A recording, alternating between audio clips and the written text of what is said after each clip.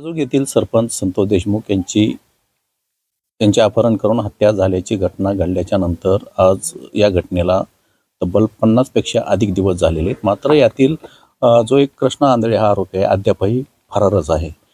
तर आपल्यासोबत त्यांचे बंधू आहेत, आपण त्यांच्याकडून जाणून घेणार आहेत. अद्यापही तो एक आरोपी फरारच आहे.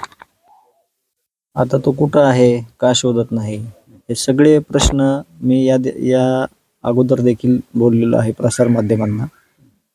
तो आधीच्या गंभीर गुन्ह्यामध्ये 2 वर्षापासून फरार होता. आणि फरार असताना देखील फक्त कागदोपत्री फरार असताना त्याला कुठलीही त्याची दखल न घेता तालुका अध्यक्ष जे होते विष्णू चाटे, त्याच्या कार्यालयात हा सर्रास थांबायचा. त्याची गाडी असायची तिथं आणि त्या लोकांना तिथं आश्रय दिला जर गेला नसता, त्यांचे गुन्हे त्यावेळेसच जे होते त्याच्यावर शिक्षा दिली असती, तर कदाचित म्हणण्यापेक्षा 100% पुढचे गुन्हे घडले नसते किंवा त्याचं प्रमाण कमी झालं असतं, त्यांना कळलं असतं. तसं न होता ह्या लोकांनी त्यांना आधार दिल्यामुळं, यांना चांगल्या गोष्टीला कधी वाव न देता याच्या वाईट गोष्टीला वाव दिल्यामुळे यांनी हे पुढचे गुन्हे करू शकले. आणि यातून मला एक महत्त्वाचं बोलायचं आहे की विष्णू चाटेचा मोबाईल हरवलेला आहे, त्यांनी कुठेतरी टाकून दिलेला आहे. त्यांच्यावर पोलीस प्रशासनानं पुरावा नष्ट केल्याचा गुन्हा दाखल केला काय नाही, काय त्यांना फाशी होणार आहे, यांनी खून केलेला आहे. पण त्याच्यामध्ये जे असलेले बाकीचे साक्षी म्हणजे बाकीचे जे पुरावे आहेत त्या मोबाईलमध्ये, या हत्या संदर्भातले किंवा इतर गुन्हेगारीतले, ते समोर येणं महत्त्वाचं आहे. कृष्ण आंधळेकडे जे काही पुरावे आहेत ते समोर येणं महत्त्वाचं आहे. केवळ फरार आरोपी गजाआड करणे किंवा मोबाईल हरवलाय म्हणून त्याच्यावर केस करणे हे उचित नाही. याच्यातले जेवढे पुरावे नष्ट होतील तेवढ्याची सगळी जिम्मेदारी ही पोलीस प्रशासनाची आहे. तसेच त्या 4 दिवसामध्ये अशा बऱ्याचशा काही गोष्टी मागं सुटल्या आहेत. पोलीस प्रशासनाने ज्यावेळेस तपास CIDकडे दिला ते देखील समोर आलं पाहिजे आणि ते आम्ही आणूत. त्यांनी जर आम्हाला नकार दिला किंवा आम्हाला कुठेतरी माहिती कमी द्यायचा प्रयत्न केला तर ते आम्ही आणूत. आम्ही अजून एखादं काही पण विनंती करून, एखादा अजून समिती स्थापन करायची विनंती करून आम्हाला तो तपास पूर्ण पुढं आणायचा आहे. आणि ही सगळी जिम्मेदारी, हे पुरावे नष्ट केलेली ही जिम्मेदारी प्रशासनाची असेल. याची मुख्यमंत्र्यांनी गंभीर दखल घेऊन याच्यावर पुढील कारवाईसाठी आदेश द्यावेत अशी आमची विनंती आहे. तुम्ही एक महंतांची देखील भेट घेतलेली आहे. काल तुम्ही तुमची पुतणी आणि तुम्ही म्हणजे कुटुंबच जाऊन त्या ठिकाणी भेट घेतलेली आहे. नेमकी काय चर्चा झाली त्या भेटीमध्ये? महंत नामदेव महाराज शास्त्री यांनी जे आरोपीची मानसिकता तपासायला पाहिजे होती, असं जे तुमच्या म्हणजे मीडिया जो आहे सगळा, यांच्यावर जे त्यांना शब्द दिलेला होता की मीडियानं का दाखवली नाही, याहीपेक्षा महत्त्वाचं होतं की त्यांच्यावर एवढ्या मोठ्या प्रमाणात गंभीर गुन्हे आहेत आणि हे एवढे गुन्हे असताना ते एखाद्या ऑफिसमध्ये बसतात पक्षाच्या, ते एखाद्या नेत्याचे फोटो गाडीला लावून फिरतात. तर त्या नेत्यांनी ह्यांची मानसिकता तपासायची खरी गरज होती की हे कुठल्या वृत्तीचे लोक आहेत, हे आपले कार्यकर्ते आहेत, तर मग हे कार्यकर्ते म्हणून घ्यायच्या लायकीचे आहेत का, यांच्यावर कुठले ब्लेम आहेत, यांच्यावर कुठली गुन्हेगारी, हे काय करतात, याची मानसिकता त्याच वेळेस नेत्यांनी तपासायची गरज होती. तर तपासली असती, यांची गुन्हेगारी बघितली असती, तर ह्यांना शिक्षा द्यायला पाहिजे होती, जेणेकरून पुढचे गुन्हे आणि खास करून हा जो हत्याचा प्रकार घडलेला आहे, हत्या जी केलेली आहे आरोपींनी, ती घडली नसती. त्यावर आम्ही तिथं गेलो होतो. गुन्हेगारांचा सगळा पाडा म्हणण्यापेक्षा त्यांच्यावर किती गुन्हे आहेत, किती गंभीर स्वरूपाचे आहेत, ते आम्ही त्यांना त्याचे पुरावे दिले.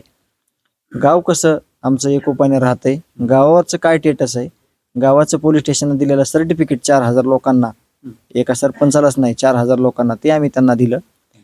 दुसरा जातीवादाचा विषय होता की याच्या आडून कुणी जातीवाद करतंय का, ते देखील आम्ही सांगितलं की जातीवाद, संतोष अण्णाचा मृत्यू झाल्यानंतर ह्यांनी हत्या केल्यानंतर टाकळी गावचे सगळे आरोपी आहेत. त्याच गावचे दत्तादादा बारगजे हे पालीच्या एका डोंगरावर त्यांचं आनंदग्राम म्हणून एक आश्रम आहे, त्याच्यात ते पीडित विधवा महिला, HIV ग्रस्त लहान मुलं, अनाथ यांचा सांभाळ करतात. त्यांच्या हातानं 26 जानेवारीचं ध्वजारोहण केलंय आणि त्यांना त्याच्यावर स्टेटमेंट पण खूप दिलेलं आहे, ते महाराष्ट्रानं बघितलेलं आहे. म्हणून जातीवादाचा इथं विषय येत नाही. तिसरा विषय, जे लोकप्रतिनिधी आपल्या न्यायाच्या भूमिकेत आहेत त्या लोकांना जर कोणी म्हणलं की हे राजकारण होतंय, तर या न्यायाच्या भूमिकेमध्ये ते लोक जर नसले तर मग काही लोक तर अजून आपल्यापर्यंत आलेले नाहीत, काही लोक तर आपल्याला न्याय मागण्याच्या भूमिकेत कुठंच दिसत नाहीत. मग ह्यांना जर तुम्ही राजकारण म्हणलात तर हे जर लोक नाही आले तर न्याय मागणार कोण? असं आम्ही त्यांना सगळ्या स्पष्टीकरण व्यवस्थितरित्या दिलं आणि त्यांना ते दाखवलं. त्यांना ह्या गोष्टी माहीत नव्हत्या, त्यांनी त्या मान्य केलं की मला ही गोष्टी माहीत नव्हत्या, ही गुन्हेगारी माहीत नव्हती आणि आम्हाला ग्वाही दिली की हे तुमचं बरोबर आहे आणि आमचं तेवढं बोलणं झालं.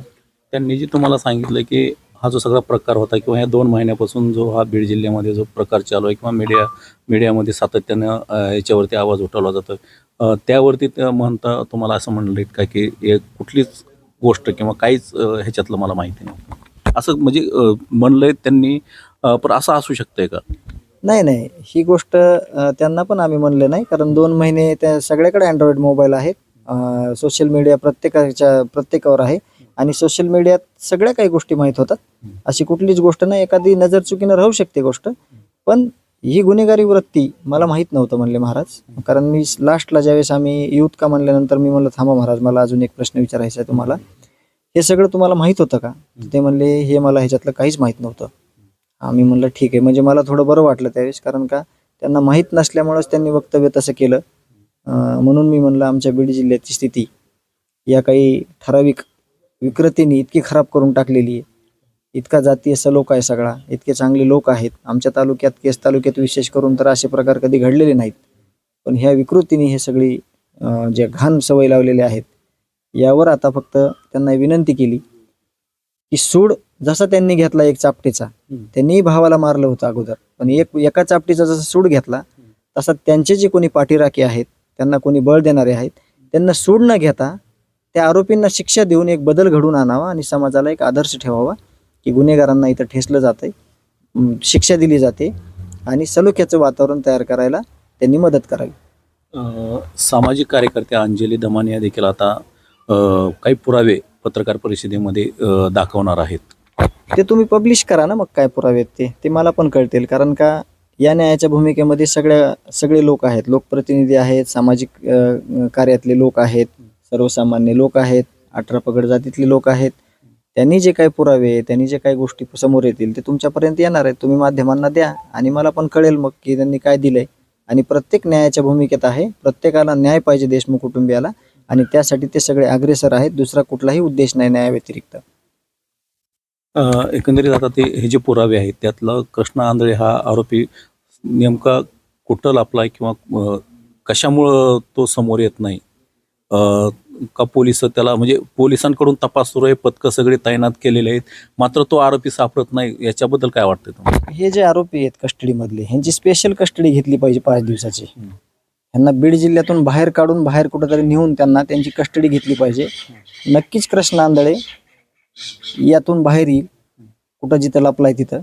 अशी पण एक विनंती आहे की ह्यांना बाहेर काढा, ह्यांना जी भाषा समजते ती भाषा सांगा, मग कृष्णा आंधळे कुठंतरी त्याचा सुगावा लागू शकतो, अशी आमची अपेक्षा आहे. एकंदरीत हे होते धनंजय देशमुख आणि यांनी मुंबई तकवरती जे आपलं म्हणणं आहे ते म्हणणं मांडलेलं आहे. रोहिदास सातागडे, मुंबई तक, मासाजोग, बीड.